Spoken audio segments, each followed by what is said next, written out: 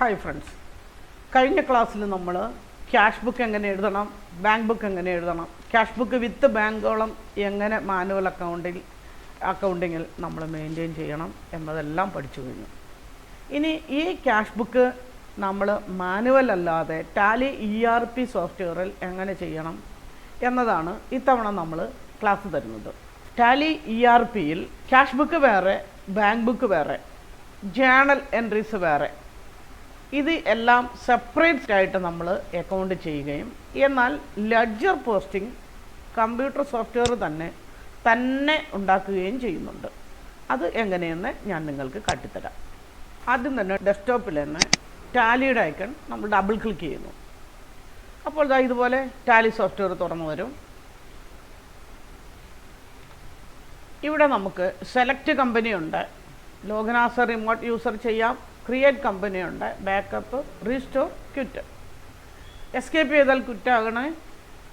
എന്നാൽ നമുക്കിവിടെ ഒരു ക്രിയേറ്റ് കമ്പനിയാണ് ചെയ്യേണ്ടത്. ക്രിയേറ്റ് കമ്പനി ചെയ്യുമ്പോൾ ഞാനൊരു പുതിയ കമ്പനി ക്രിയേറ്റ് ചെയ്യുകയാണ്. പേര് LL ട്രേഡേഴ്സ് എന്ന് കൊടുത്തിടുകയാണ്.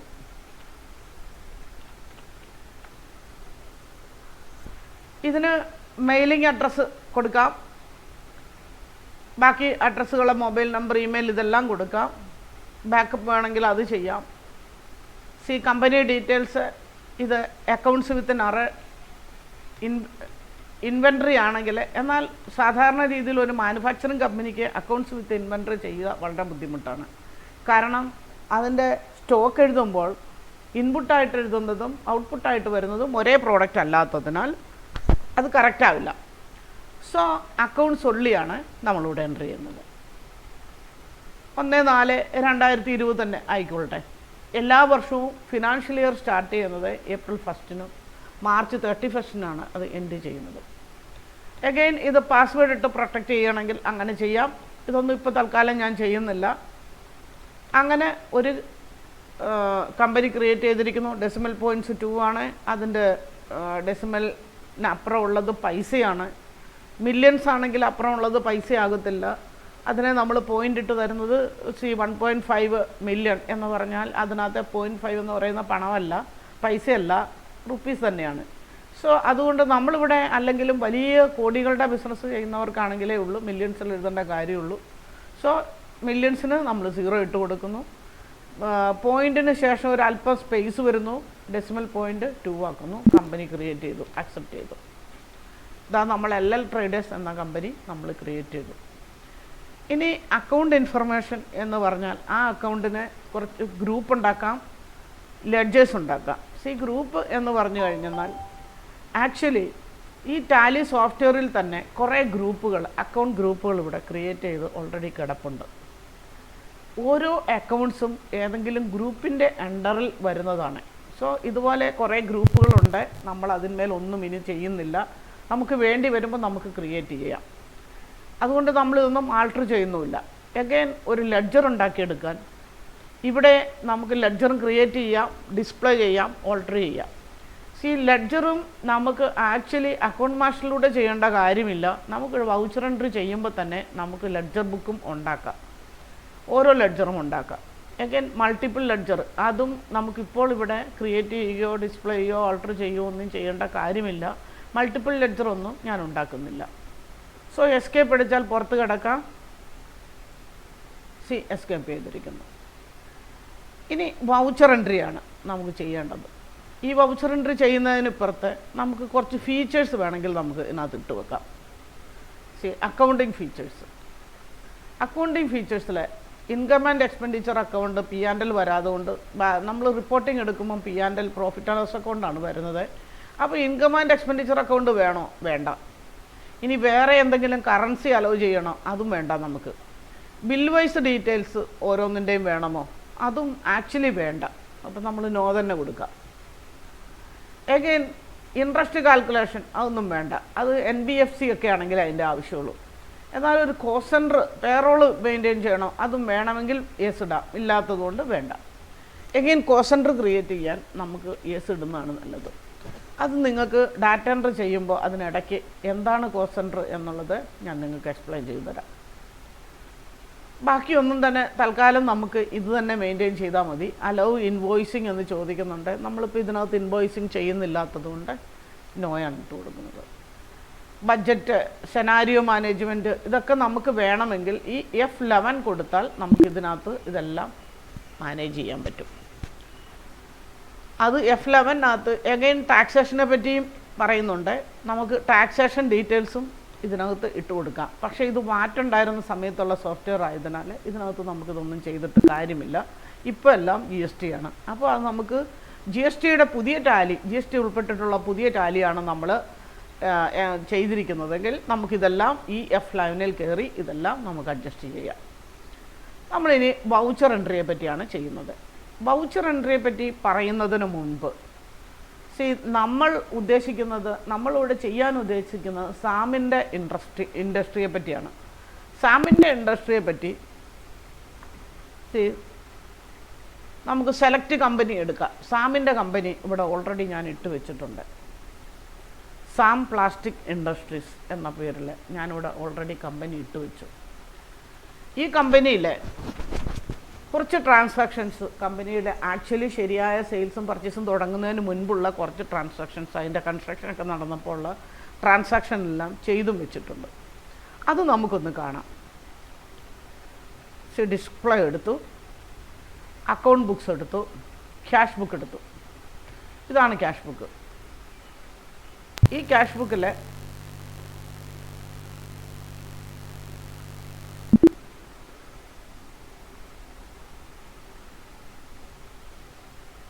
സാമിൻ്റെ അക്കൗണ്ട്സ് 2019 ആയതിനാൽ 1/4/2019 എന്നിട്ട് കൊടുക്കുന്നു.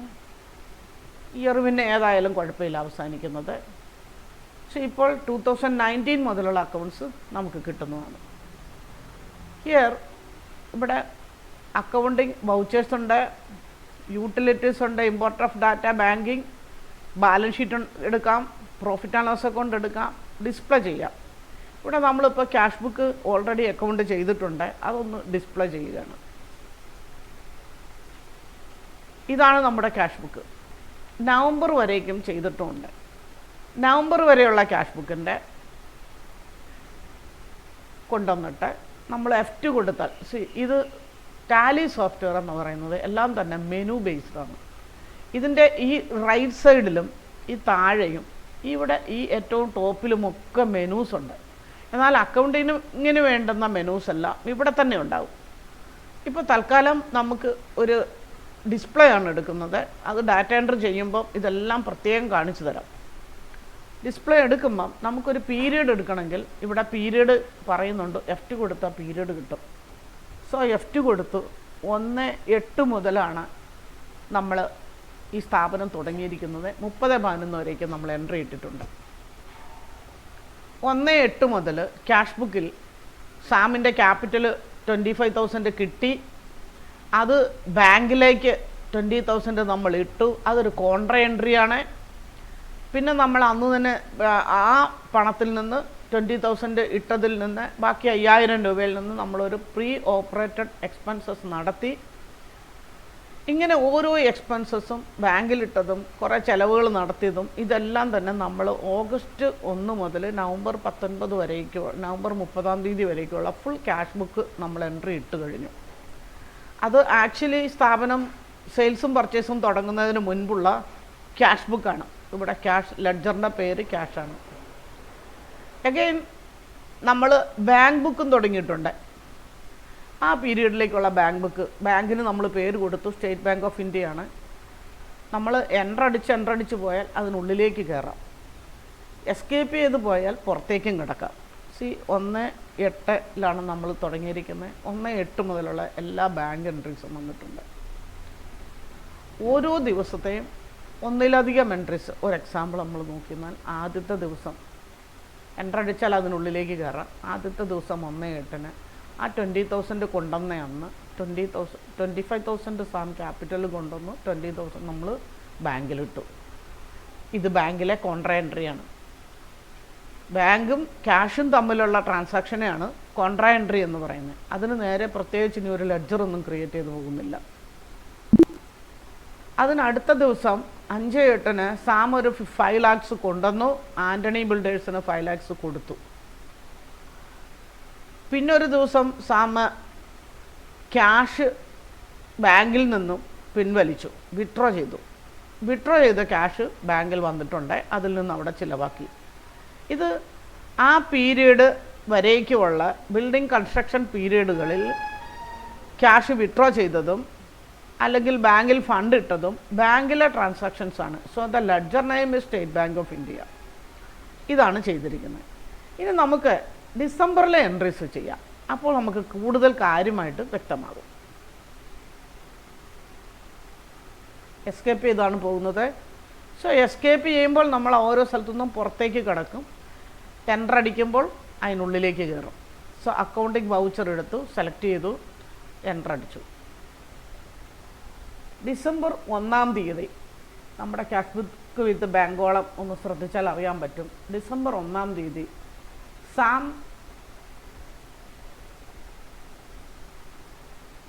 ക്യാപിറ്റലായിട്ട് സാം ബാങ്കിലേക്ക് ഇട്ടു 2 lakh ഇട്ടു. ബാങ്കിൻ്റെ റെസീറ്റ് 2 lakh ബാങ്കിൽ ഇട്ടു. ഈ 2 lakh ഇട്ടതിൽ നിന്ന് സാം പേയ്മെൻറ്റുകൾ നടത്തി. 85,000 പ്ലാസ്റ്റിക് ഇൻഡസ്ട്രീസ് പ്ലാസ്റ്റിക്കിൻ്റെ ഗ്രാനൂൾസ് മേടിക്കാൻ എക്സർ പ്ലാസ്റ്റിക്കിന് കൊടുത്തു. അത് RTGS ആയിട്ട് കൊടുക്കുകയാണ് ചെയ്തത്. നമുക്ക് ആ എൻട്രി ഇടാം. ഡേറ്റ് ഇടാൻ F2 കൊടുത്താൽ മതി. 1/12/2019 ഇതാണ് നമ്മുടെ ഡേറ്റ്. ഇതൊരു ബാങ്കിൻ്റെ റെസീറ്റ് എൻട്രി ആയതിനാൽ നമ്മൾ F6 എഴുതാം. ഇതാ ഇവിടെ റെസീറ്റ് F6, പേയ്മെൻറ്റ് F5. കോൺട്രയാണെങ്കിൽ അതാ ഇതിന് F4 കൊടുക്കേണ്ടി വരും. ഇവിടെ ഇപ്പം നമ്മൾ കോൺട്രയിലാണ് നിൽക്കുന്നത്, അതുകൊണ്ടാണ് ഇതിവിടെ ലൈറ്റായിട്ട് നിൽക്കുന്നത്. സോ F6 റെസീറ്റ് ഇട്ടു. അപ്പോൾ ആ F6 ഇവിടെ ലൈറ്റായി മാറി. F6 ഏത് ബുക്കിലാണ് വരുന്നത്? സ്റ്റേറ്റ് ബാങ്കിൻ്റെ ബുക്കിലാണ് വരുന്നത്. ആദ്യത്തെ 2 അക്ഷരം അടിച്ചാൽ മതി, വന്നോളൂ. ചിലപ്പോൾ 1 അക്ഷരം അടിച്ചാലും മതിയാവും. എസ്സിന് കൂടുതൽ ഉണ്ടെങ്കിൽ 1 അക്ഷരം അടിച്ചാൽ, ഇല്ലെങ്കിൽ 1 അക്ഷരം അടിച്ചാൽ മതി. അന്ന് സാമിൻ്റെ ക്യാപിറ്റലൊക്കെ ഓൾറെഡി നമ്മൾ ആ 1 മാസത്തെ എൻട്രി ഇട്ടപ്പോൾ ലെഡ്ജർ ഹെഡ് എല്ലാം ആയി കഴിഞ്ഞു. അതുകൊണ്ട് സാമെന്ന് എസ് അടിച്ചാൽ തന്നെ, SA അടിച്ചാൽ തന്നെ സാമിൻ്റെ ക്യാപിറ്റൽ എന്ന ലെഡ്ജർ ഫോളിയോ വന്നു. സാമിൻ്റെ ക്യാപിറ്റലായിട്ട് 2 lakhs സാം ഇട്ടു. ബാങ്കിൽ റെസീറ്റാണ്. സ്റ്റേറ്റ് ബാങ്ക് ഓഫ് ഇന്ത്യ എന്ന ബാങ്കിൽ റെസിപ്റ്റായിട്ട് വന്നിരിക്കുകയാണ് 2 lakh.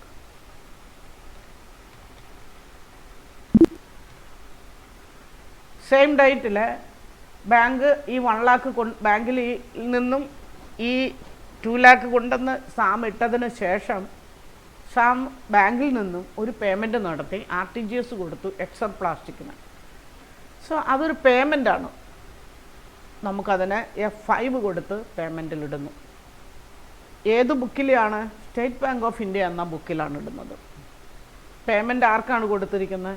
ഈ എക്സർ പ്ലാസ്റ്റിക്. പക്ഷേ എക്സർ പ്ലാസ്റ്റിക് എന്ന പാർട്ടിയുടെ പേര് ഇവിടെ ഇല്ല. അവർക്ക് അഡ്വാൻസ് നമ്മൾ കൊടുക്കുകയാണ്. അപ്പോൾ നമുക്ക് എന്ത് ചെയ്യണം? ക്രിയേറ്റ് ചെയ്യണം. ഒരു അക്കൗണ്ട് ഹെഡ് ക്രിയേറ്റ് ചെയ്യാൻ Alt C കൊടുത്താൽ മതി. ഇവിടെ നമ്മൾ എക്സർ പ്ലാസ്റ്റിക്സ് എന്ന് ക്രിയേറ്റ് ചെയ്തു.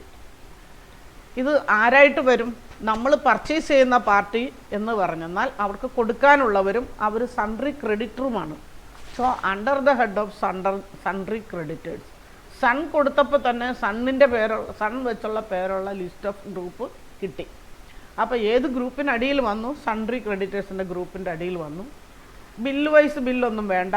കോസ്റ്റ് സെൻറ്ററും ഇപ്പോൾ തൽക്കാലം ആവശ്യമില്ല, നോ വെച്ചു. ഇനി അവരുടെ അഡ്രസ്സ്, ടാക്സ് ഡീറ്റെയിൽസ് ഒക്കെ എഴുതണമെങ്കിൽ എഴുതാം, വേണ്ട. അപ്പോൾ എക്സർ പ്ലാസ്റ്റിക്കിന് നമ്മൾ 85,000 കൊടുത്തു. അന്ന് തന്നെ നമ്മളൊരു ബാങ്ക് ചാർജായിട്ട് RTGS ചെയ്തപ്പോൾ ബാങ്ക് ചാർജ് വന്നു.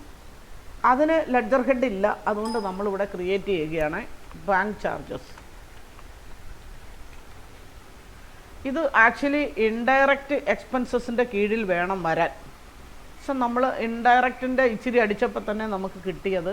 അപ്പോൾ അതിൽ ഇൻഡയറക്റ്റ് എക്സ്പെൻസസ്. ബാങ്ക് ചാർജസിന് കോസ്റ്റ് ഒന്നും വേണ്ട, എല്ലാം ഒന്ന് തന്നെയാണ്, ബാങ്ക് ചാർജ് തന്നെയാണ്. സോ നോ ഇട്ടു.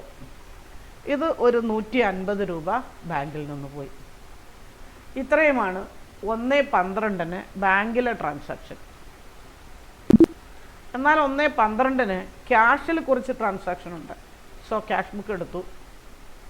ക്യാഷിലെ ട്രാൻസാക്ഷൻ പ്രിൻറ്റിങ് ആൻഡ് സ്റ്റേഷനറി, അത് ലെഡ്ജർ ഹെഡ് നമ്മൾ ക്രിയേറ്റ് ചെയ്യുകയാണ്. Printing and stationery.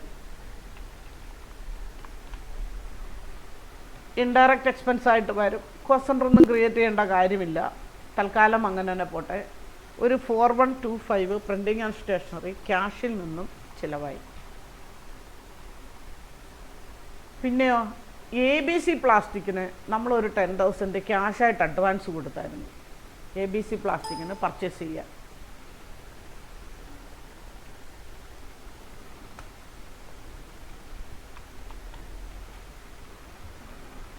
നമ്മൾ പർച്ചേസ് ചെയ്യുന്ന പാർട്ടിയാണ്, കൊടുക്കാനുള്ളതാണ്, കൊടുക്കേണ്ടി വരുന്നതാണ്. ഉടനെ നമ്മൾ സൺട്രി ക്രെഡിറ്റേഴ്സിലാണ് ഇടുന്നത്. സെയിൽ ചെയ്യുന്ന പാർട്ടീസിനെ നമ്മൾ സൺട്രി ഡെറ്റേഴ്സ് എന്ന് പറയും. പർച്ചേസ് ചെയ്യുന്ന പാർട്ടീസിനെ നമ്മൾ സൺട്രി ക്രെഡിറ്റേഴ്സ് എന്ന് പറയും. ഇവരുടെ അഡ്രസ്സും നമ്പർ, CST നമ്പർ നമ്മളിപ്പോൾ തൽക്കാലം കീപ്പ് ചെയ്യുന്നില്ല. 10,000 എൻട്രി ഇട്ടു. സോ അന്നത്തെ ക്യാഷ് ട്രാൻസാക്ഷനും കഴിഞ്ഞു.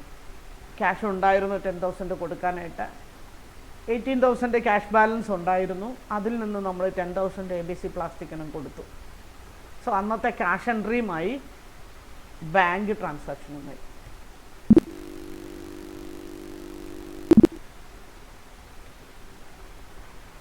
അടുത്ത ദിവസം ഡിസംബർ 5 അടുത്ത എൻട്രി ഉള്ളത്.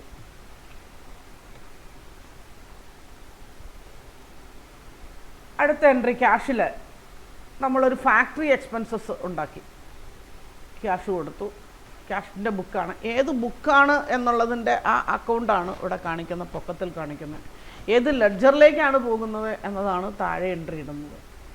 സോ 5-ാം തീയതി നമ്മൾ ഫാക്ടറി എക്സ്പെൻസസ് ഉണ്ടായി. ഫാക്ടറി എക്സ്പെൻസസ് എന്ന ലെഡ്ജർ ഹെഡ് നമ്മൾ അടിച്ച് ചേർക്കുന്നതേ ഉള്ളൂ. ഫാക്ടറി എക്സ്പെൻസസ് ഇത് നമ്മൾ പ്രൊഡക്ഷന് വേണ്ടി ഉള്ള, അതായത് സെയിൽസിനുള്ള ഐറ്റം പ്രോഡക്റ്റ് ഉണ്ടാക്കുന്നത് വരേക്കുമുള്ള എക്സ്പെൻസസ് അല്ല, ഡയറക്റ്റ് എക്സ്പെൻസസ് ആണ്. അതുകൊണ്ട് നമ്മൾ ഡയറക്റ്റ് എന്നുള്ളതിൻ്റെ DI കൊടുത്തപ്പോൾ ഡയറക്റ്റ് എക്സ്പെൻസസ് തെളിഞ്ഞു വന്നു. അതിനുകൊണ്ട് നമ്മളതിനെ ഡയറക്റ്റ് എക്സ്പെൻസസ് എന്ന് ഇട്ടു. കോസ്റ്റ് സെൻറ്റർ തൽക്കാലം നമുക്ക് എഴുതണമെന്നില്ല, എങ്കിലും എഴുതാം. കോസ്റ്റ് സെൻറ്റർ ഇരിക്കട്ടെ, അത് എക്സ്പെൻസാണ്, അതുകൊണ്ടാണ്. അക്സെപ്റ്റ് ചെയ്തു. ഫാക്ടറി എക്സ്പെൻസസിൻ്റെ എന്തായിരുന്നു 3,325 നമ്മൾ കൊടുത്തു.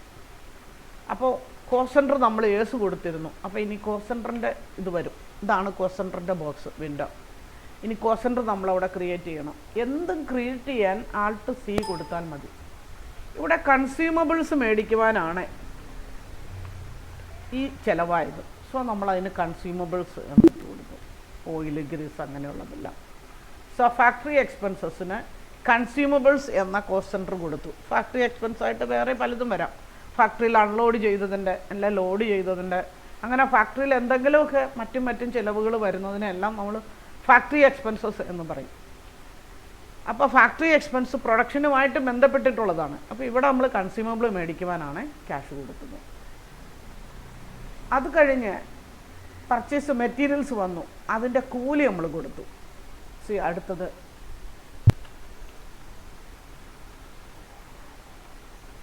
Alt C കൊടുത്ത് ഫ്രൈറ്റ് ആൻഡ് കൂലി. ഇതും ഫാക്ടറിയിലേക്ക് നമുക്ക് വേണ്ടി വന്ന സാധനം, മെറ്റീരിയൽസ് ഇറക്കാൻ വേണ്ടി വന്നതാണ്. സോ ഇതിനെ നമ്മൾ ഡയറക്റ്റ് എക്സ്പെൻസ് ആയിട്ടിടാം. അതിന് കോസ്റ്റ് സെൻറ്റർ ഒന്നും കൊടുക്കേണ്ട കാര്യമില്ല, ഫ്രൈറ്റ് ആണല്ലോ. ഫ്രൈറ്റ് ആൻഡ് കൂലിയായിട്ട് 6645 ചിലവായി. ഇത്രയുമാണ് ക്യാഷ് ട്രാൻസാക്ഷൻ നമുക്ക് 1-ാം തീയതി 5-ാം തീയതി ഉണ്ടായിരിക്കുന്നത്, ക്യാഷിൽ നിന്നുണ്ടായിരിക്കുന്നത്. എന്നാൽ 5-ാം തീയതി നമുക്ക് ബാങ്കിൽ, സ്റ്റേറ്റ് ബാങ്കിൽ കുറച്ച് എൻട്രി ഉണ്ടായിട്ടുണ്ട്. ABC പ്ലാസ്റ്റിക്കിന് നമ്മൾ 10,000 രൂപ അഡ്വാൻസ് കൊടുത്തു, ബാക്കി നമ്മൾ ബാങ്കിൽ നിന്ന് NEFT ഇട്ടായിരുന്നു. So ABC plastic State Bank of ഇന്ത്യയിൽ നിന്ന് 46,000 പോയി. അത് മാത്രമല്ല PO പാക്കേജിനും പോയി. ആൾട്ട് C കൊടുത്തിട്ട് PO പാക്കേജസ് എന്ന് നമ്മൾ ക്രിയേറ്റ് ചെയ്യാം. അവർ പർച്ചേസിൻ്റെ പാർട്ടി ആയതിനാൽ അവരും സൺട്രി ക്രെഡിറ്റേഴ്സിൻ്റെ ഗ്രൂപ്പിലാണ് വരുന്നത്. കോസ്റ്റ് സെൻ്റർ ഒന്നും ക്രിയേറ്റ് ചെയ്യേണ്ട കാര്യമില്ല. അവർക്കും നമ്മൾ പാക്കിംഗ് മെറ്റീരിയൽസ് മേടിച്ച ആ ബില്ലിൻ്റെ ഫുൾ എമൗണ്ടും അയച്ചു കൊടുത്തു. അതിനെല്ലാത്തിനും കൂടി NEFT 2 NEFT കൊടുത്തതിന് ബാങ്ക് ചാർജസുമായി 120 രൂപ ബാങ്ക് ചാർജസുമായി. ഇത്രയും എൻട്രീസ് ബാങ്കിൽ പോയി.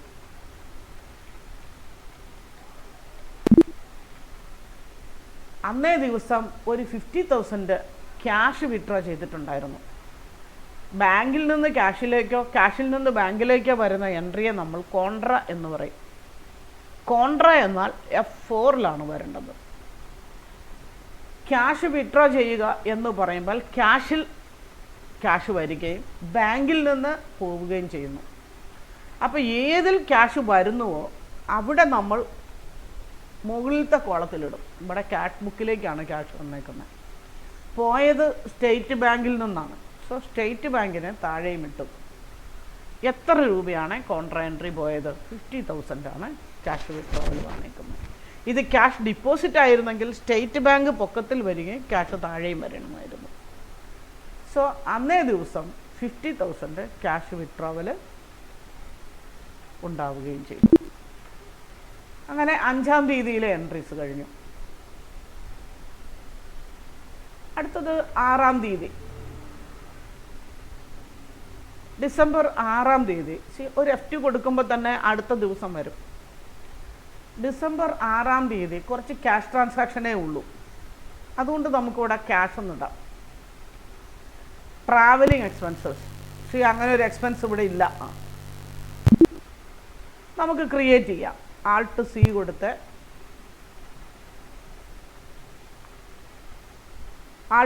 കൊടുത്ത് ട്രാവലിംഗ് എക്സ്പെൻസ് ക്രിയേറ്റ് ചെയ്യുകയാണ്.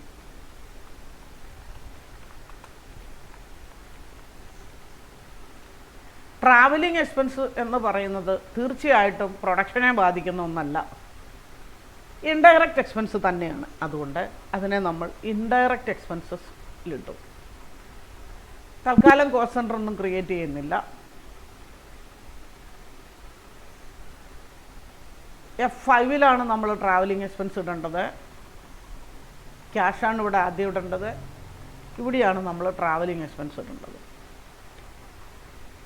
ട്രാവലിംഗ് എക്സ്പെൻസ് കോൺട്രായിൽ നിന്നുകൊണ്ടാണ് ക്രിയേറ്റ് ചെയ്തതെങ്കിലും നമുക്കത് തെറ്റ് മനസ്സിലായി. അവിടുന്ന് സ്ക്രീൻ മാറ്റിയില്ലല്ലോ എന്ന്. ഇതൊരു പേയ്മെൻ്റാണ് എൻട്രി. ഡേറ്റ് 6 തന്നെയാണ്. ട്രാവലിംഗ് എക്സ്പെൻസ് 520 രൂപ ചിലവായി. ലോക്കൽ ട്രിപ്പിന് വേണ്ടിയാണ്. നമുക്ക് നറേഷൻ വേണമെങ്കിൽ ഇവിടെ ലോക്കൽ ട്രിപ്പ് എന്ന് എഴുതി വയ്ക്കാം. അക്സെപ്റ്റ് ചെയ്തു. അഗൈൻ 6-ാം തീയതി ടെലഫോണൊക്കെ മേടിച്ചു. ക്യാഷ് കൊടുത്താണ് മേടിച്ചത്. ആ 50,000 തലേ ദിവസം എടുത്ത ക്യാഷിൽ നിന്നുണ്ട്. അതുകൊണ്ട് നമുക്ക് 6-ാം തീയതി ക്യാഷിൽ തന്നെ ടെലഫോൺ ആൻഡ് മൊബൈൽസ് ഇല്ലാത്തൊരു എൻട്രി ആയതിനാൽ നമ്മൾ ക്രിയേറ്റ് ചെയ്യുന്നു. ടെലഫോൺസ് എന്ന് കൊടുത്തു. ഇത് ആക്ച്വലി ആ സിസ്റ്റമാണ് മേടിച്ചേക്കുന്നത്. മൊബൈലൊക്കെ സിസ്റ്റമാണ്. സോ അതൊരു അസറ്റാണ്. ഇതിനെ നമുക്ക് ഫിക്സഡ് അസറ്റിലിടാം.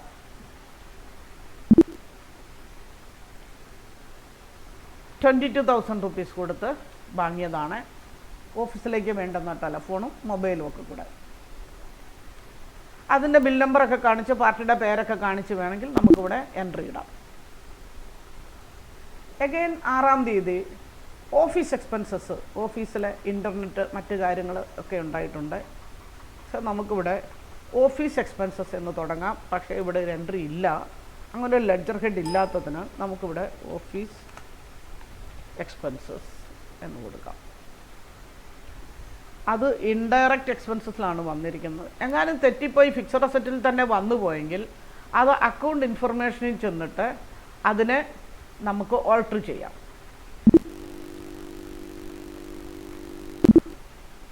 ഓഫീസ് എക്സ്പെൻസസിൽ നമ്മൾ ഈ എൻട്രി ഇടുന്നു, 6500 ഇടുന്നു. അതെന്തിനുള്ളതാണ്? ഓഫീസ് ഓട്ടോമേഷൻ, ഇൻ്റർനെറ്റ്, അങ്ങനെയുള്ളത്. സോ ഓട്ടോമേഷൻ, ഇൻ്റർനെറ്റ് എക്സെട്ര എന്ന് തൽക്കാലം നമുക്ക് അറിയാൻ വേണ്ടി മാത്രം നമ്മൾ നറേഷനിലിട്ട് സേവ് ചെയ്തു. 6-ാം തീയതിയിലാകെ ക്യാഷ് ട്രാൻസാക്ഷനേ ഉണ്ടായിരുന്നുള്ളൂ, അത് തീർന്നു. അഗൈൻ 15ന് സെയിൽസ് നടത്തി. അന്നാണ് നമുക്ക് ആദ്യമായി സെയിൽസ് ട്രാൻസാക്ഷൻ ഉണ്ടായതും അതിൽ കുറച്ച് ക്യാഷുകൾ കിട്ടുകയും ചെയ്തു. ക്യാഷായിട്ട് ചിലരുടെ കയ്യിൽ നിന്ന് മേടിച്ചു, കുറച്ച് പേരോട് ക്രെഡിറ്റ് കാർഡിൽ സ്വൈപ്പ് ചെയ്ത് മേടിച്ചു, കുറച്ച് പേരോട് പോസ്റ്റ് ഡേറ്റഡ് ചെക്ക് കൊടുത്ത് മേടിച്ചു. ഇങ്ങനെ 15-ാം തീയതി നടന്ന ട്രാൻസാക്ഷനിൽ ആരുടെയൊക്കെ പേയ്മെൻറ്റ്സ് നമുക്ക് കിട്ടി? ക്യാഷായിട്ട് കിട്ടിയത് 15-ാം തീയതി ക്യാഷ് റെസിപ്റ്റാണ് കിട്ടിയിരിക്കുന്നത്. സോ F6 കൊടുക്കാം. ഈ സെയിലിനെ നമുക്ക് ക്യാഷ് സെയിൽ എന്ന് ഒറ്റയടിക്ക് പേരിടാം. ക്യാഷാണ്, ഇതിനെ നമ്മൾ ക്യാഷ് സെയിൽ എന്ന് പേരിട്ടു.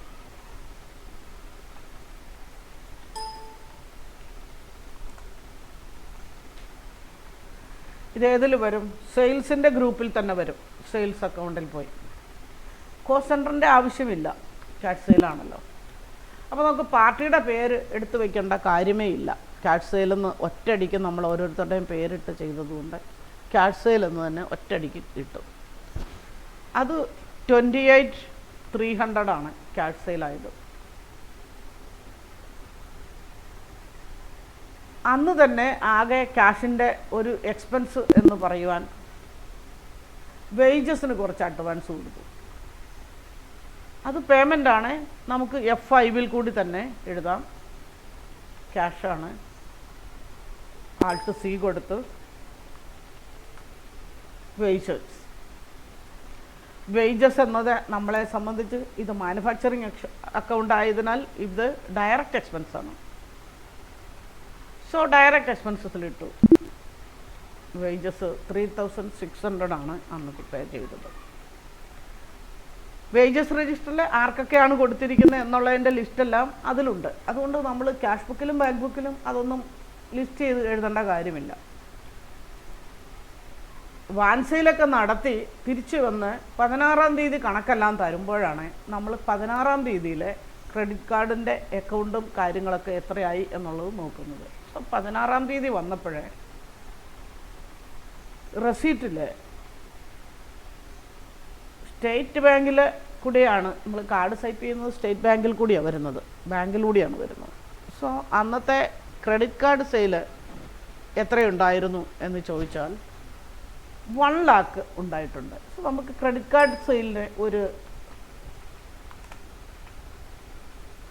കാർഡ് സെയിൽ എന്ന് പറഞ്ഞ് നമുക്കൊരു അക്കൗണ്ട് ക്രിയേറ്റ് ചെയ്യാം. ഇതും സെയിൽസിൻ്റെ അണ്ടറിൽ വരുന്ന ഗ്രൂപ്പാണ്, അതുകൊണ്ട് സെയിൽസ് കൊടുക്കും.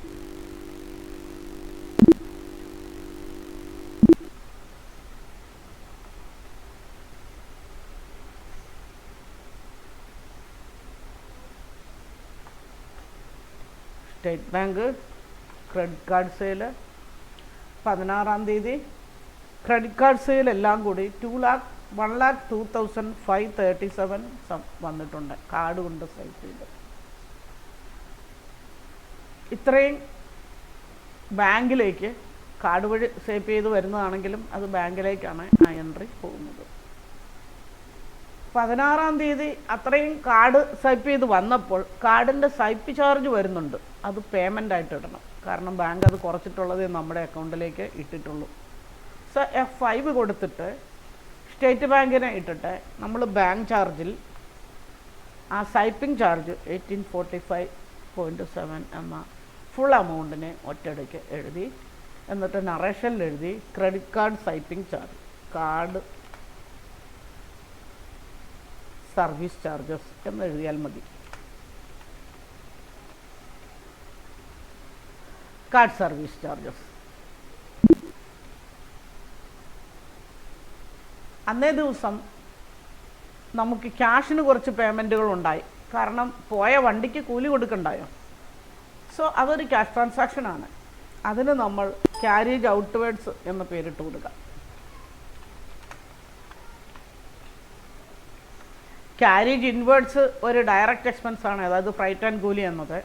എന്നാൽ ക്യാരേജ് ഔട്ട്വേർഡ്സ് അതൊരു മാർക്കറ്റിംഗ് എക്സ്പെൻഡിച്ചർ ആയതിനാൽ ഇതിനെ നമ്മൾ ഇൻഡയറക്റ്റ് എക്സ്പെൻസസ് എന്ന് പറയും. അതിൻ്റെ ഗ്രൂപ്പിലാണ് നമ്മൾ ഇടുന്നത്. സോ ഇൻഡയറക്റ്റ് എക്സ്പെൻസസ് അക്കൗണ്ടിലേക്ക് ക്യാരേജ് ഔട്ട്വേർഡ്സിനെ ഇട്ടു. 4000 റുപ്പീസ് ചിലവായി. അതേപോലെ തന്നെ മാർക്കറ്റിംഗ് എക്സ്പെൻസസ് നമുക്ക് അന്ന് ചിലവായി.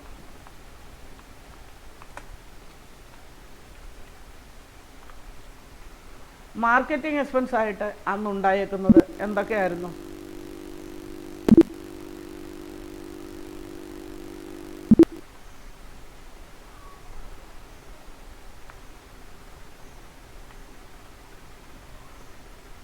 ക്യാഷ് ക്യാരേജ് ഔട്ട്വേർഡ്സ് നമ്മൾ കൊടുത്തു 4000. Marketing expenditure 1210. അവരുടെ വഴിച്ചെലവെല്ലാം കൂടി ചേർത്താണ് അത് സംഭവിച്ചിരിക്കുന്നത്. പിന്നീട് 20-ാം തീയതിയാണ് ഇവർ വീണ്ടും ട്രിപ്പ് പോകുന്നത്. 20-ാം തീയതി ട്രിപ്പ് പോകുമ്പോൾ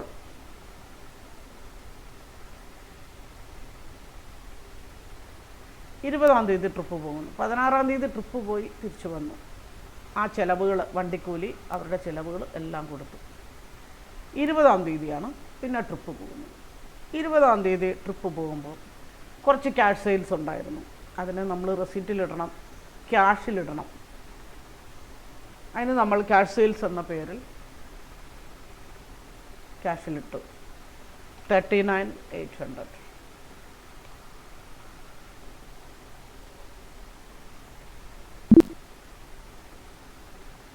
20-ാം തീയതി വേജസിൻ്റെ അഡ്വാൻസ് കൊടുത്തിട്ടുണ്ട്. ക്യാഷിൽ പേയ്മെൻറ്റ്സ് എടുത്തു. ക്യാഷിലാണ് ചെയ്തേക്കുന്നത്. വേജസ് കൊടുത്തു. ഒരു 500 രൂപ കൊടുത്തു. ക്യാഷ് സെയിൽ നടന്നപ്പം ഡിസ്കൗണ്ട് കൊടുത്തിട്ടുണ്ടായിരുന്നു.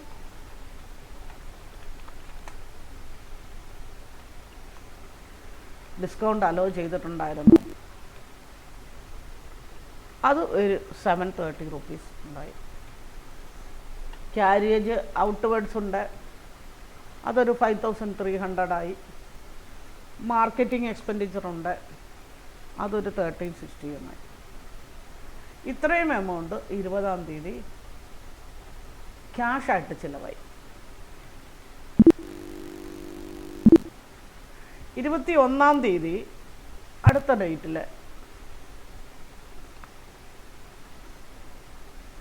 21-ാം തീയതി ബാങ്കിൽ റെസിപ്റ്റായി ക്രെഡിറ്റ് കാർഡ് സെയിൽസ് ഉണ്ടായി. അതെല്ലാം കൂടി 1,23,630 ആണ് ഉണ്ടായത്.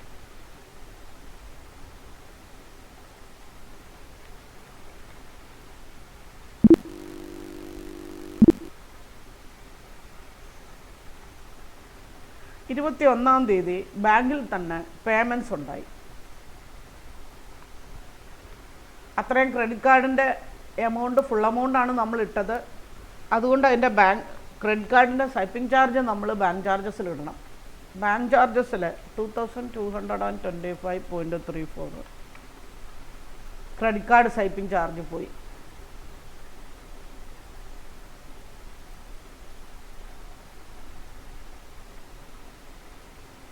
കൂടാതെ സാം ഒരു 50,000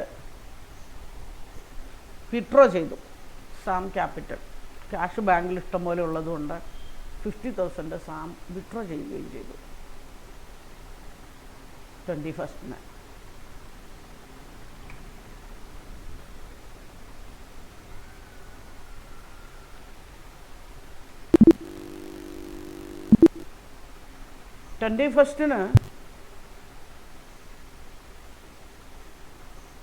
ബാങ്കിൽ റെസീറ്റായിട്ട് നമുക്കൊരു പോസ്റ്റ് ഡേറ്റഡ് ചെക്ക് ഉണ്ടായിരുന്നു. ആദ്യത്തെ 15-ാം തീയതിയിലെ സെയിലിൽ 20-ാം തീയതി ഡേറ്റഡ് ഒരു പോസ്റ്റ് ഡേറ്റഡ് ചെക്ക് ഉണ്ടായിരുന്നു. ആ ചെക്ക് പക്ഷേ പ്രസൻ്റായി വന്നേക്കുന്ന ഡേറ്റ് 21 ആയിരുന്നു. ആ പാർട്ടിയുടെ പേര് WER plastics.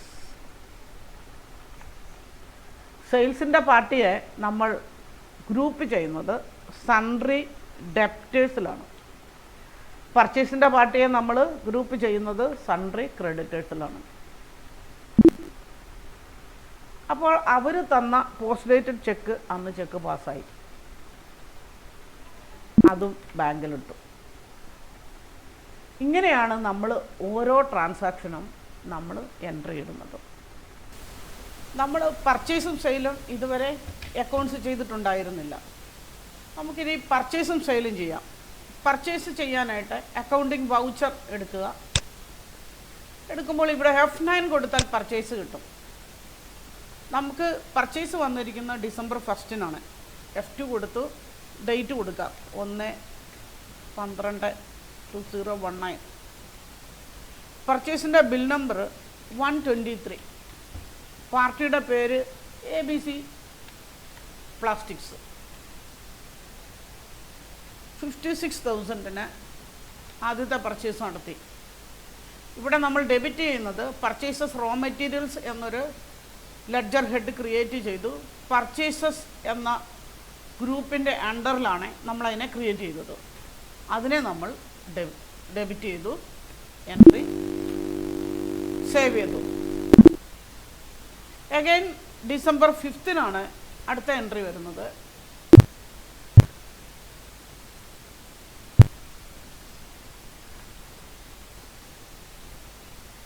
December 5 purchase bill number 110. എക്സർ പ്ലാസ്റ്റിക്കിന് അവരിൽ നിന്നും നമ്മൾ പർച്ചേസ് ചെയ്തു 85,000 പർച്ചേസസ് റോ മെറ്റീരിയൽസ് ആണ്, സേവ് ചെയ്തു. അടുത്തത് 6 പർച്ചേസ് ഉണ്ടാകുന്നത്.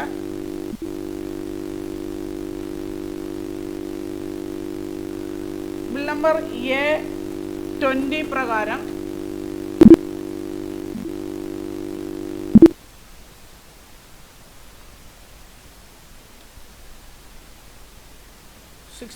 ബിൽ നമ്പർ A20 പ്രകാരം നമ്മൾ പാക്കിംഗ് മെറ്റീരിയൽസ് ആണ് മേടിക്കുന്നത്. PO പാക്കേജസിൽ നിന്ന് പാക്കിംഗ് മെറ്റീരിയൽസ് മേടിക്കുന്നു 23,000.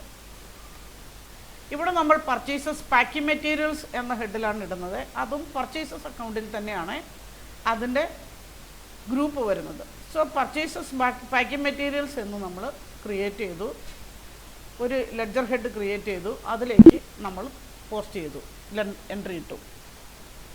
അടുത്തത് 28 വീണ്ടും പർച്ചേസസ് എക്സർ പ്ലാസ്റ്റിക്കിൽ നിന്ന് നമ്മൾ ബിൽ നമ്പർ 174 പ്രകാരം വീണ്ടും പർച്ചേസ് ചെയ്തു. 1,45,000 പർച്ചേസ് ചെയ്തു, പർച്ചേസസ് റോ മെറ്റീരിയൽസ്. അങ്ങനെ നമ്മുടെ പർച്ചേസസ് തീർന്നു. എഗെയിൻ നമ്മൾ സെയിൽസ് 2 ട്രിപ്പ് പോയി, 15നും 20നും. പക്ഷേ ക്യാഷ് സെയിലൊക്കെ നമ്മൾ ക്യാഷിലൂടെ എൻട്രി ഇട്ടു. ക്രെഡിറ്റ് കാർഡ് സെയിലൊക്കെ നമ്മൾ ബാങ്കിലേക്ക് നമ്മൾ ക്രെഡിറ്റ് കാർഡിലേക്കുള്ള പേയ്മെൻറ്റ് വന്നതുപോലെ തന്നെ അങ്ങനെ ഇട്ടു. ഇനി നമുക്ക് ഇടാനുള്ളത് നമ്മൾ പോസ്റ്റ് ഡേറ്റഡ് ചെക്ക് പ്രകാരം സെയിൽ നടത്തിയ പാർട്ടിയെ മാത്രമാണ് നമ്മൾ ക്രെഡിറ്റ് സെയിലായിട്ട് നമ്മൾ ചെയ്യുന്നത്. ഇവിടെ 15ന് നമ്മളിനി സെയിലാണ് എൻട്രി ചെയ്യാൻ പോണത്. F8 സെയിലിൻ്റെത്. 15നാണ് ആദ്യത്തെ സെയിൽ നടക്കുന്നത്. 15ൻ്റെ സെയിൽ നമ്പർ ബിൽ നമ്പർ 4 പ്രകാരം WER പ്ലാസ്റ്റിക്സ് എന്ന പാർട്ടിക്ക് 4750 എന്ന എമൗണ്ട് 20-ാം തീയതി ഡേറ്റ് ഇട്ട് ചെക്ക് കിട്ടിയതിനാൽ നമ്മൾ സെയിൽ നടത്തി. ക്രെഡിറ്റ് സെയിലായിട്ടാണ് നടത്തിയത്. ഇവിടെ ക്രെഡിറ്റ് സെയിൽ എന്ന് പറഞ്ഞാൽ നമ്മൾ കടമായിട്ട് കൊടുത്ത സെയിൽ എന്നാണ്. പേയ്മെൻറ്റ് ആക്ച്വലി കിട്ടിയിട്ടില്ല, ചെക്കല്ലേ കയ്യിലുള്ളൂ. ഇതിനെ ഗ്രൂപ്പ് ചെയ്യുന്നത് സെയിൽസ് അക്കൗണ്ടിലാണ്. ഇത് സേവ് ചെയ്യാം. എഗെയിൻ അന്ന് തന്നെ നമ്മൾ ബിഗ് മാർട്ടിന് ബിൽ നമ്പർ 9 പ്രകാരം വീണ്ടും സെയിൽ നടത്തി ചെക്കിന് അഗേൻസ്റ്റായിട്ട്.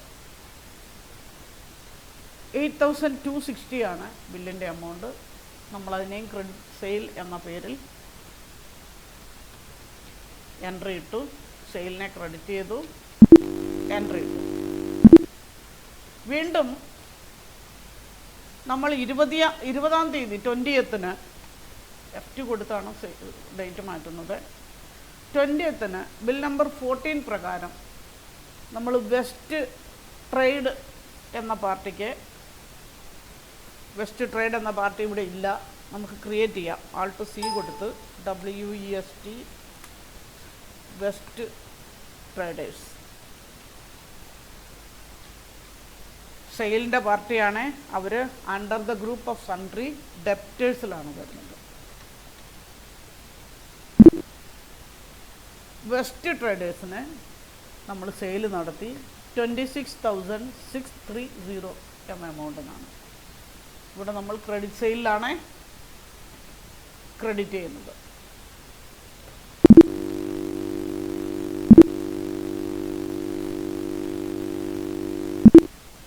വീണ്ടും 20th ഒരു ബില്ലും കൂടി നമ്മൾ ക്രെഡിറ്റ് ആയിട്ട് കൊടുത്തു. ബിൽ നമ്പർ 22 പ്രകാരം പ്യുർ പ്ലാസ്റ്റിക്സ് എന്ന പാർട്ടിക്കാണ് കൊടുത്തേക്കുന്നത്. ആ പാർട്ടി ഇവിടെ ഇല്ല, നമുക്കൊന്ന് ക്രിയേറ്റ് ചെയ്യാം. സൺട്രി ഡെപ്റ്റേഴ്സിലാണ് വരുന്നത്. അവർക്ക് നമ്മൾ 29,300 ക്രെഡിറ്റ് ആയിട്ട് കൊടുത്തു. ക്രെഡിറ്റ് സെയിലായിട്ട് പോയി, സേവ് ചെയ്തു. ഇത്രയും നമ്മൾ സെയിലും പർച്ചേസിലും എൻട്രി ഇട്ടു. ഇനി നമുക്കൊരു ജേണൽ എൻട്രിയും കൂടി ഇടാം. ജേണൽ എൻട്രി എന്നാൽ നമ്മൾ ബിൽഡിംഗ് കൺസ്ട്രക്ഷൻ നടത്തിയപ്പോൾ നമ്മൾ ജേണൽ എൻട്രി ഇട്ടില്ലായിരുന്നു. സോ ബിൽഡിങ്ങിൻ്റെ കൺസ്ട്രക്ഷൻ തീർന്നത് ഏതാണ്ട് November 30 ബിൽഡിങ്ങിൻ്റെ കൺസ്ട്രക്ഷൻ തീർന്നു. സോ നമുക്കതൊരു November 30 എന്ന് പറഞ്ഞുകൊണ്ട് നമുക്കൊരു ഡേറ്റ് ഇടാം. 30/11/2019 അന്ന് ബിൽഡിംഗ് കൺസ്ട്രക്ഷൻ നടത്തി. നമുക്കതുകൊണ്ട് ബിൽഡിംഗ് എന്ന വാക്കിനെ, എന്ന ലെഡ്ജർ ഹെഡിനെ നമുക്ക് ക്രിയേറ്റ് ചെയ്യാം. Alt C BUILDING building. ഇതൊരു ഫിക്സഡ് അസറ്റാണ്, അതുകൊണ്ട് നമുക്കിതിനെ ഫിക്സഡ് അസറ്റിൽ ഇടാം.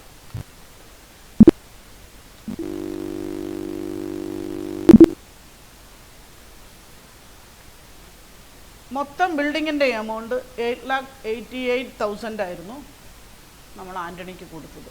സോ ബിൽഡിംഗ് അക്കൗണ്ട് ഡെബിറ്റ് ചെയ്തു, ആൻ്റണി ബിൽഡേഴ്സിനെ നമ്മൾ ക്രെഡിറ്റ് ചെയ്തു. ഇപ്പോൾ ആൻ്റണി ബിൽഡേഴ്സിൻ്റെ ലെഡ്ജർ ഹെഡ് എടുത്ത് നോക്കിയാൽ നമ്മൾ പലപ്പോഴായിട്ട് അയാൾക്ക് ആ പേയ്മെൻറ്റ് കൊടുത്തിട്ടുമുണ്ട്. അങ്ങനെ നമ്മൾ എല്ലാ ദിവസത്തെയും എൻട്രീസ് നമ്മൾ ചെയ്തു കഴിഞ്ഞു. ഇതിനിടയിൽ നമ്മൾ ഒരു കാര്യം ചെയ്തു. ബിഗ് മാർട്ടിൻ്റെ ചെക്ക് 26-ാം തീയതി ഡേറ്റിലായിരുന്നു. എന്നാൽ ബിഗ് മാർട്ടുകാർ ആ ചെക്ക് റിട്ടേൺ ആക്കി. നമുക്കത് ബാങ്ക് ബുക്കിൽ കാണാം.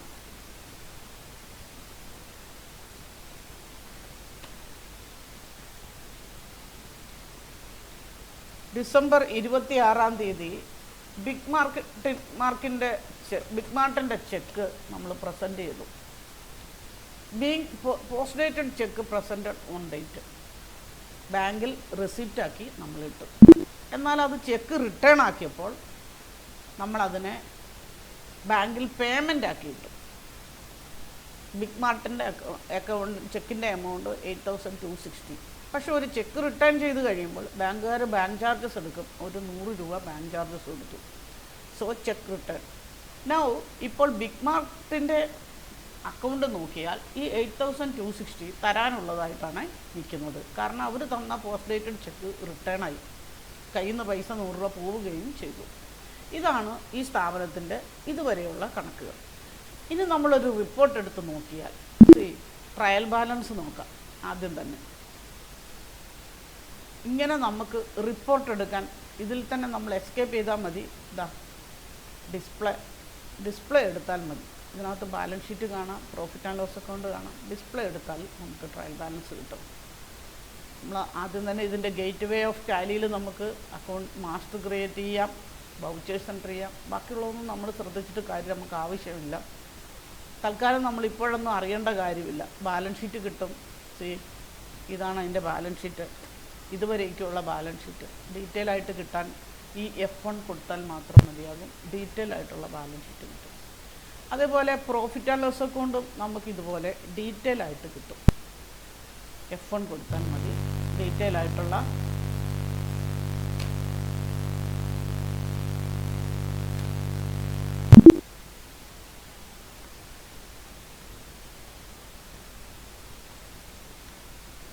Profit and loss account detail ആയിട്ട് നമുക്ക് കിട്ടും. ഇൻഡയറക്റ്റ് എക്സ്പെൻസസിൽ എന്തെല്ലാം വന്നിട്ടുണ്ട്, ഡയറക്റ്റ് എക്സ്പെൻസസിൽ എന്തെല്ലാം വന്നിട്ടുണ്ട്, പർച്ചേസസ് അക്കൗണ്ടിൽ ഏതൊക്കെ, സെയിൽസ് അക്കൗണ്ടിലെ cash sales, credit card sales, credit sales. ഇവർക്ക് നെറ്റ് ലോസാണുള്ളത്. കാരണം തുടങ്ങിയതല്ലേ ഉള്ളൂ. കുറേ ചിലവുകൾ കൂടുതൽ വന്നിട്ടുണ്ട്. ഓപ്പണിംഗ് ആയിട്ട് പ്രീ ഓപ്പറേറ്റീവ് എക്സ്പെൻസ് തന്നെ 38,000 വന്നിട്ടുണ്ട്. അങ്ങനെ കുറേ എക്സ്പെൻസസ് ഒക്കെ വന്നിട്ടുണ്ട്. ഇവിടെ വേജസ് ആണെങ്കിൽ 48,000 വന്നിട്ടുണ്ട്. അപ്പോൾ അതിനോട് തക്ക മാർജിനൊന്നും വന്നിട്ടില്ല. ബട്ട് നമ്മളിതിനെ പുറത്തെടുത്ത് ക്ലോസിംഗ് സ്റ്റോക്കൊക്കെ ഇട്ടിട്ട് നമ്മൾ പ്രിപ്പയർ ചെയ്യുമ്പോൾ ചിലപ്പോൾ ഇത്രയും ഉണ്ടാവത്തില്ല. കാരണം പർച്ചേസ് ചെയ്തത് 28-ന് പർച്ചേസ് ചെയ്ത 1,48,000 പർച്ചേസിന് മെറ്റീരിയൽ അങ്ങനെ തന്നെ ഇരിക്കുകയാണ്. സോ നമ്മുടെ പർച്ചേസ് അക്കൗണ്ടിൽ കാണുന്നത്ര 3,09,000 പർച്ചേസ് ഉണ്ടെങ്കിലും ഇത്രയും സാധനം നമ്മളിവിടെ മാനുഫാക്ചർ ചെയ്തിട്ട് വിറ്റിട്ടില്ല. നമ്മളാകെ സെയിൽ നടത്തിയത് 363 എന്ന് പറയുന്ന ആദ്യത്തെ പർച്ചേസിൻ്റെ സെയിലുകളാണ് നടത്തിയത്. സോ സ്റ്റോക്ക് ഡെഫിനറ്റ്ലി ഇവിടെ 1,48,000 സ്റ്റോക്ക് കൂടി ഉണ്ട്. സോ തീർച്ചയായിട്ടും ഇവിടെ നെറ്റ് ലോസ് ആയിരിക്കില്ല, പ്രോഫിറ്റ് തന്നെ ആയിരിക്കും. ഇതൊക്കെ ഞാൻ വേറെ പ്രിപ്പയർ ചെയ്തിട്ട് നിങ്ങൾക്ക് പറഞ്ഞു തരുന്നതായിരിക്കും. ഇനി നമ്മൾ ഡിസ്പ്ലേ എടുത്താൽ നമുക്ക് ട്രയൽ ബാലൻസ് കാണാൻ പറ്റും. ട്രയൽ ബാലൻസ് ഇതും നമ്മളിവിടെ F1 ഡീറ്റെയിൽഡ് എന്ന കാര്യം എടുത്തു വെച്ച് നോക്കിയാൽ ഇങ്ങനെയായിരിക്കും ഇതിൻ്റെ ട്രയൽ ബാലൻസ് കിട്ടുന്നത്. നമ്മൾ ഓരോ ലെഡ്ജറിൻ്റെയും ടോട്ടൽ ബാലൻസ് എമൗണ്ടാണ് ഈ ട്രയൽ ബാലൻസിൽ കാണുന്നത്.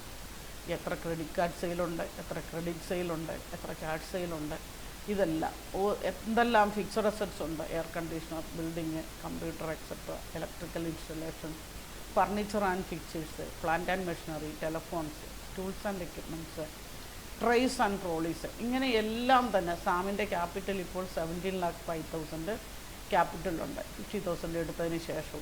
ഇങ്ങനെ എല്ലാം തന്നെ നമുക്ക് ഫുൾ റിപ്പോർട്ട് ഈ ടാലിയിൽ തന്നെ നമുക്ക് കിട്ടുന്നതാണ്. ടാലി ഞാൻ നിങ്ങളോടൊന്നും ഒരിക്കൽ കൂടി പറയുകയാണ്, മെനു ബേസ്ഡ് ആണ്. ഇതിനകത്ത് ഫീച്ചേഴ്സ് F11-ലുള്ളത് വെച്ചെന്നാൽ നമുക്ക് എന്തെല്ലാം വേണം. ഇതിൽ അലോ ഇൻവോയ്സിംഗ് ഉണ്ട്, പർച്ചേസും സെയിലും ആ ബില്ല് വൈസായിട്ട് തന്നെ നമുക്കിവിടെ ഇൻവോയ്സിംഗ് ഒക്കെ ചെയ്യാം. അതൊക്കെ പിന്നീട് വരും ക്ലാസ്സുകളിൽ നിങ്ങൾക്ക് ഇൻവോയ്സിംഗ് ചെയ്യുന്ന രീതി കൂടിയുള്ളതെല്ലാം വേറെ വേറെ രീതിയിൽ പഠിപ്പിച്ചു തരാം. Thank you. നിങ്ങൾക്ക് എൻ്റെ വീഡിയോ ഇഷ്ടപ്പെട്ടാൽ നിങ്ങൾ ലൈക്ക് ചെയ്യുകയും സബ്സ്ക്രൈബ് ചെയ്യുകയും ചെയ്യാൻ ഒരിക്കൽ കൂടി അപേക്ഷിച്ചുകൊണ്ട് താങ്ക് യു.